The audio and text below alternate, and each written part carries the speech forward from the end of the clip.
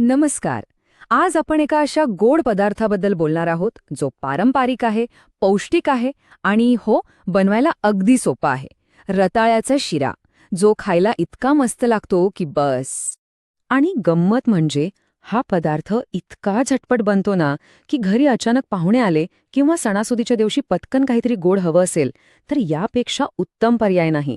चला तर मग बघूया हा कसा बनवायचा. कुठलाही पदार्थ बनवायचा म्हणजे आधी साहित्य लागतं, बरोबर. तर याची खासियत हीच आहे की यासाठी लागणारं सगळं काही आपल्या घरात अगदी सहज सापडतं. तर बघा, आपल्याला लागतील 2 मध्यम आकाराची उकडून सोललेली रताळी, 3 ते 4 चमचे साजूक तूप, अर्धा कप साखर किंवा गूळ. खरं सांगायचं तर गुळाने चव अजून छान येते. मग थोडी वेलची पूड आणि आवडीप्रमाणे काजू बदामाचे तुकडे. दूध पूर्णपणे ऐच्छिक आहे, पण त्याने शिरा छान मऊ होतो. चला तर मग आता हे साधंसं साहित्य एकत्र करून एक अप्रतिम गोड पदार्थ कसा बनवायचा, थेट त्या कृतीकडेच वळूया. ही कृती इतकी सोपी आहे की कोणीही अगदी सहज करू शकेल. तर सगळ्यात पहिली आणि महत्वाची पायरी, रताळी एकदम मऊ शिजवून घ्यायची. ती थंड झाली की सालं काढून त्याला व्यवस्थित मॅश करायचं किंवा खिसून घ्यायचं. लक्षात ठेवा, त्यात गुठळ्या राहायला नकोत. आता येतो चवीचा खरा भाग. कढईत तूप गरम करून आधी काजू बदाम मस्त सोनेरी रंगावर तळून घ्या. आहाहा, घरात काय मस्त सुगंध दरवळतो. ते बाजूला काढून त्याच तुपात मॅश केलेलं रताळं घालून खरपूस परतून घ्यायचं. हे परतणं खूप महत्वाचं आहे, कारण यामुळेच शिऱ्याला खरीच चव येते.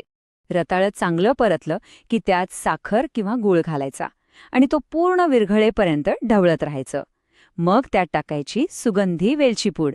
आणि हो, दुधाचे 2-3 चमचे टाकले ना की शिऱ्याला एक छान मऊसरपणा येतो. बस, आता आपण शेवटच्या टप्प्यात आलो आहोत. ते तळून ठेवलेले काजू बदाम यात घालून सगळं व्यवस्थित एकत्र करायचं. फक्त 2-3 मिनिटं परतायचं आणि आपला स्वादिष्ट शिरा तयार. आणि हे बघा, गरमागरम मऊ आणि चविष्ट रताळ्याचा शिरा खाण्यासाठी अगदी तयार आहे. याचा सुगंध आणि चव दोन्हीही अप्रतिम. शिरा तर तयार झालाय, पण त्याला आणखी भारी बनवण्यासाठी काही खास गोष्टी लक्षात ठेवल्या तर अजून मजा येईल. कधीकधी छोट्या छोट्या गोष्टींमुळेच पदार्थाची चव दुप्पट होते. ही एक टीप नक्की लक्षात ठेवा. अस्सल पारंपरिक चवीसाठी ना साखरेऐवजी गूळ वापरून बघा. गुळामुळे शिऱ्याला फक्त गोडवा नाही तर एक वेगळाच सखोलपणा आणि सुगंध येतो. आणि हो, तुपाचं प्रमाण ते पूर्णपणे आपल्या आवडीनुसार ठरवू शकता. काहींना जास्त तुपातला शिरा आवडतो तर काहींना कमी, त्यामुळे ते सहज बदलता येतं. या पदार्थाची सगळ्यात मोठी खासियत म्हणजे हा उपवासाला चालतो. उपवासाच्या दिवशी काय खावं हा प्रश्न पडतो ना, तर अशा वेळी हा एक उत्तम, पौष्टिक आणि पोटभरीचा पर्याय आहे. तर हा होता आपला झटपट होणारा रताळ्याचा शिरा. पण रताळ्यापासून फक्त शिराच नाही, तर अजून खूप काही बनवता येतं. मग पुढच्या वेळी काय करून पाहायचं बरं?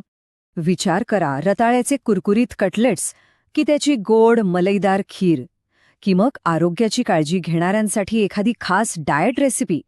पुढच्या वेळी यातलं काय जाणून घ्यायला आवडेल हा एक विचार करण्यासारखा प्रश्न आहे.